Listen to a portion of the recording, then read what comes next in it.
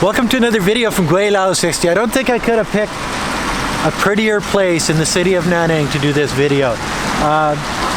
This is like a farm area right inside the city. I'm right by a little busy road too, so there's going to be some background noise in this video. Oh well, this is China. This is the way it is.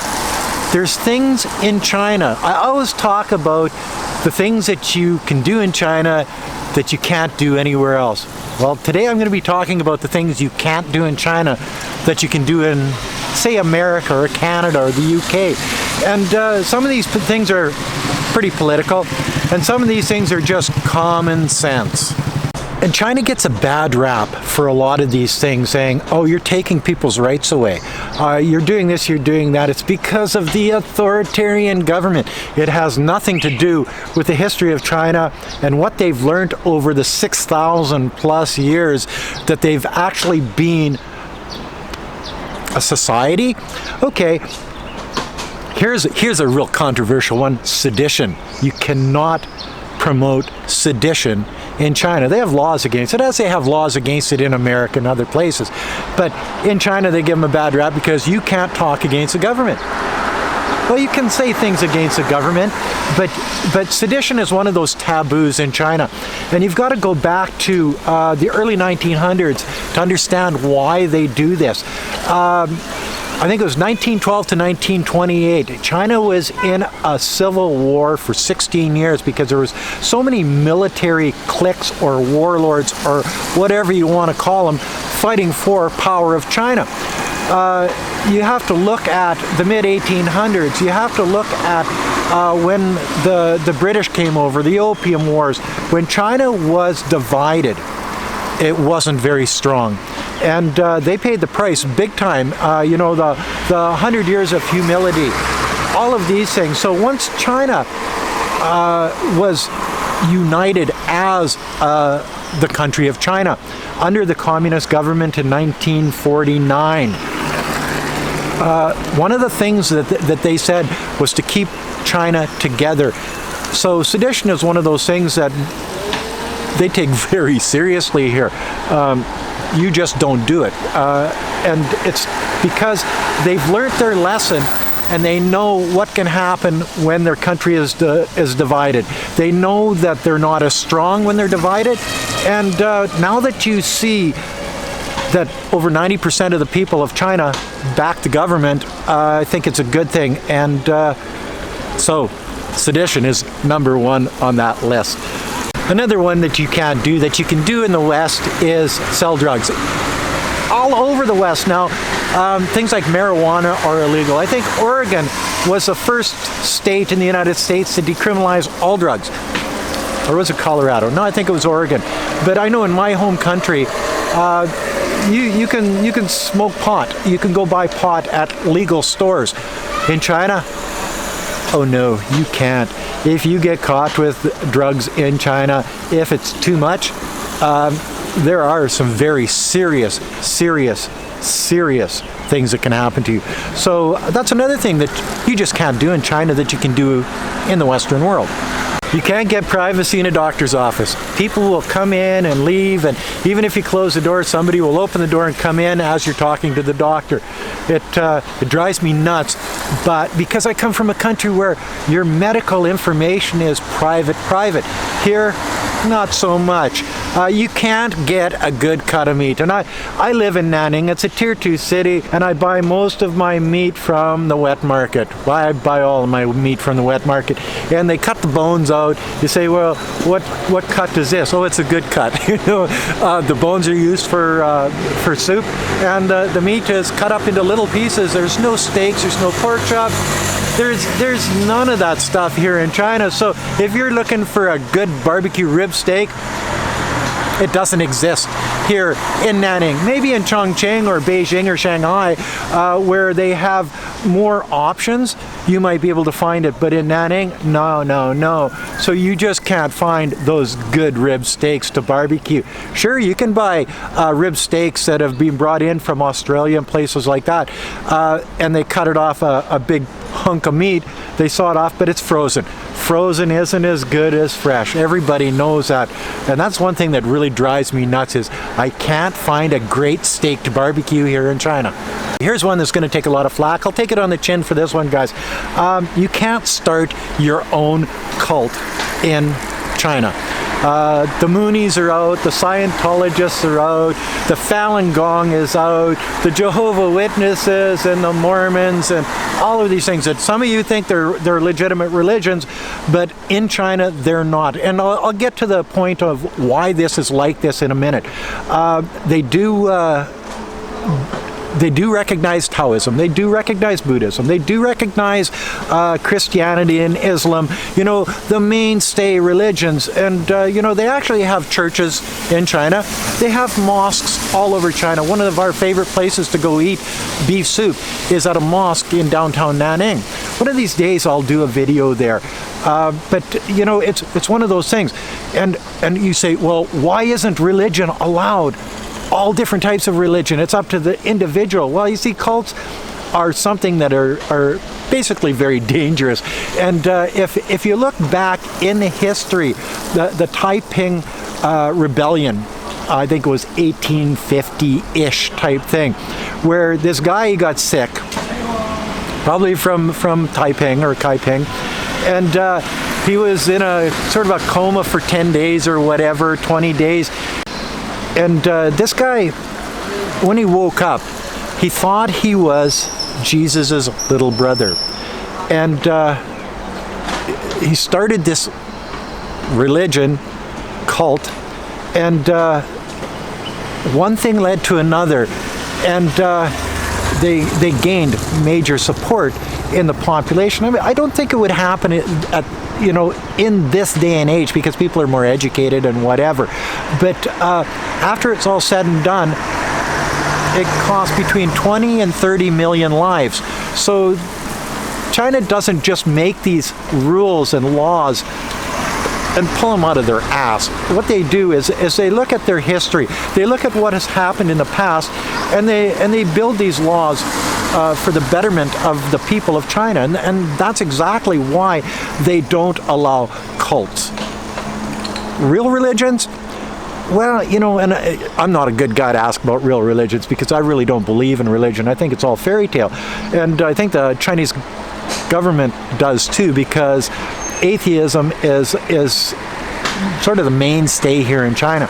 But they do tolerate, let's call it tolerate, some religions, but they don't tolerate cults. And as I say, there's a reason for that. And another thing you can't do is get arrested for walking down the street with a beer in your hand, like you can in the West. You can't get arrested for jaywalking.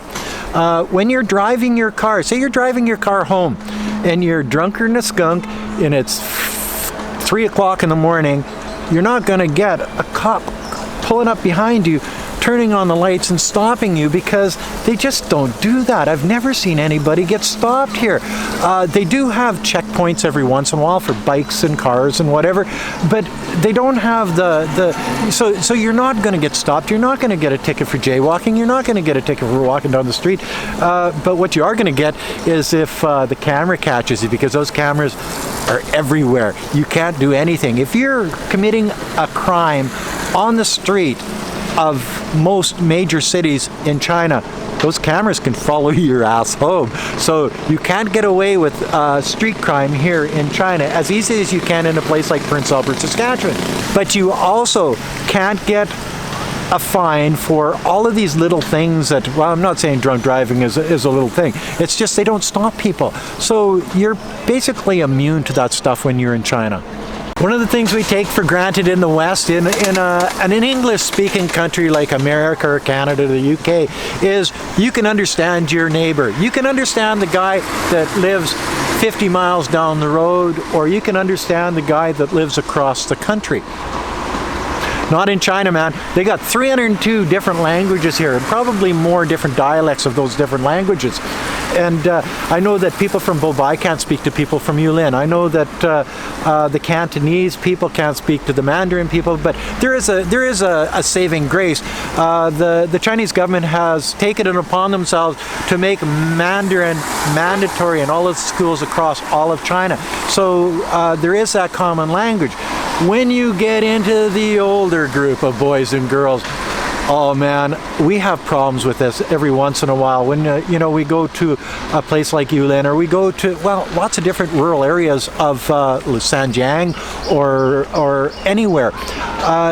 They speak their local dialect, and the old boys don't speak Mandarin, so they really can't talk to you. The younger people can, because they're teaching Mandarin in schools. But it is one of those things that you can't understand your neighbor a lot of times, and Wei Fang knows this, because I say, well, what are they saying? And she says, I have no idea.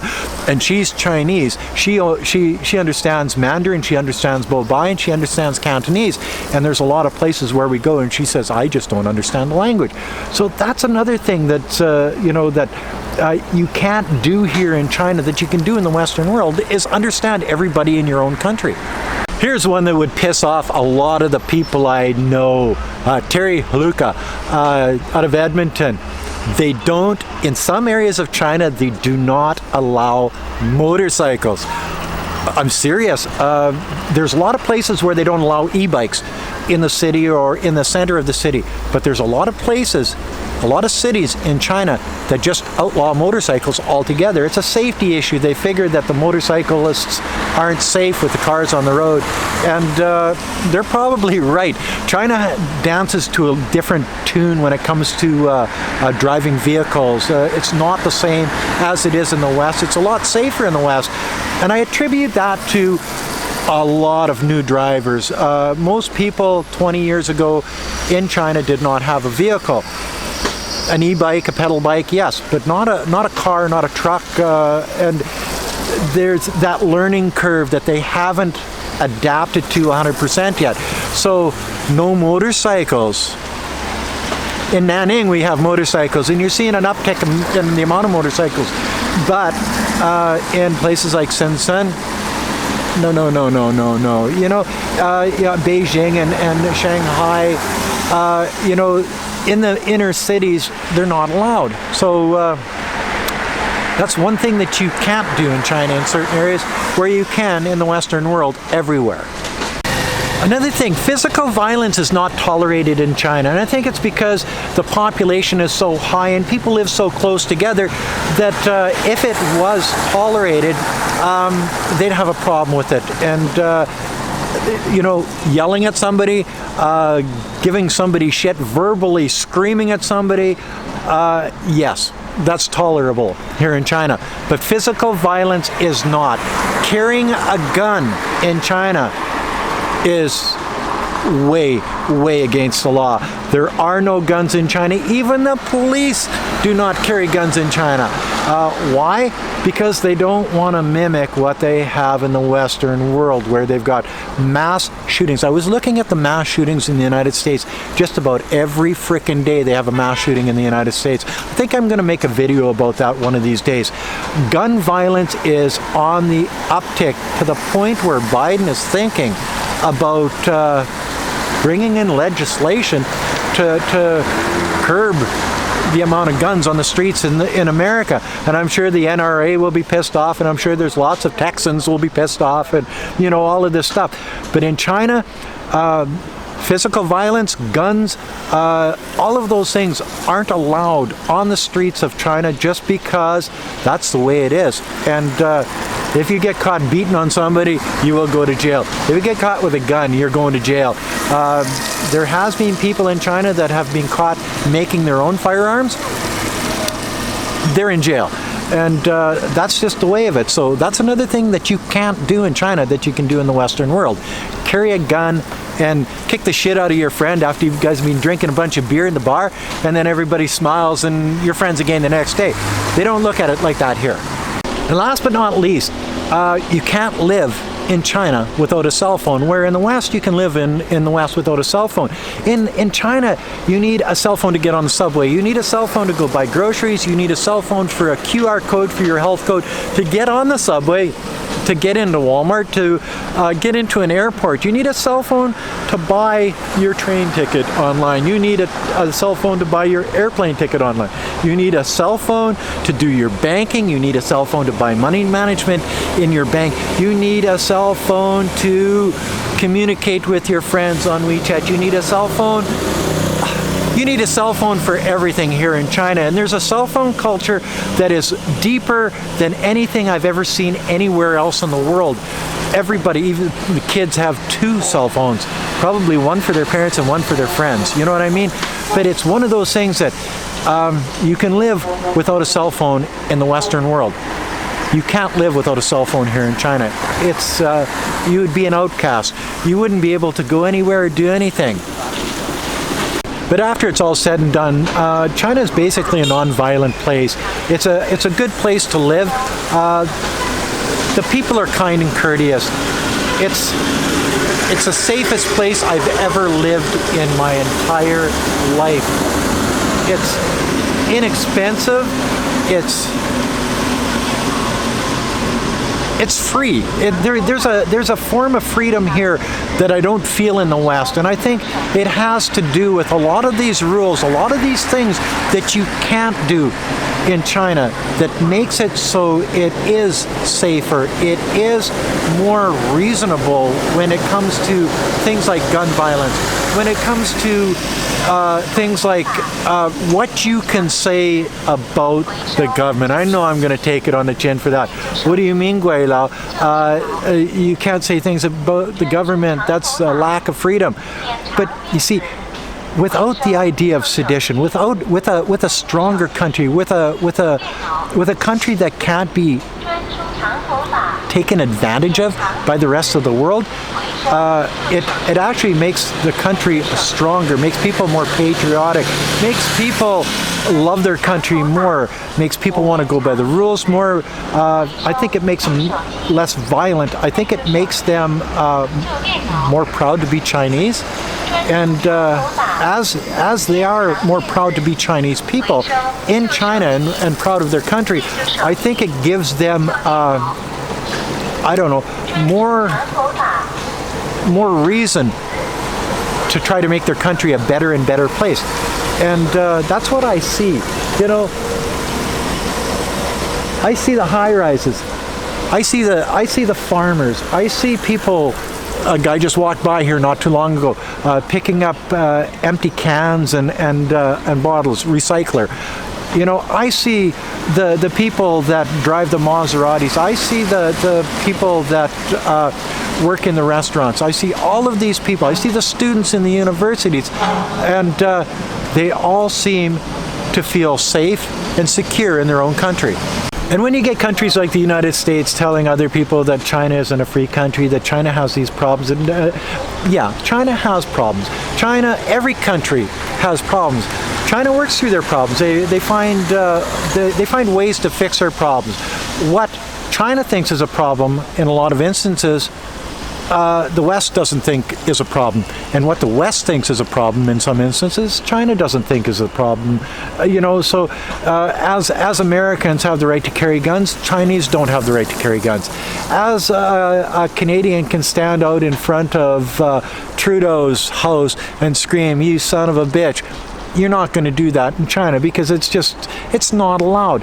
There's different rules and there's different regulations and there's different standards of understanding in each country. And I think because of the history of the countries and the way that they've come about where they are, you look at the United States, it's never been occupied by other countries. So they look at it differently. Canada, never been occupied by other countries, so they look at it differently. China's been occupied. They want to be a strong country. Sedition is out. They had the opium wars. Drugs are out. You know what I mean? So there's reasons for this. Anyway, that's another video from Gweilo 60. If you like this video, as always, like, comment, subscribe, push that share button. Don't forget to resubscribe. Don't forget to hit the bell. like button, and whatever you do. Don't forget to put a couple bucks in the children's Patreon account. It's for a good cause. Oh, do you like my new glasses? Anyway, peace out. Bye now. God, I love this place.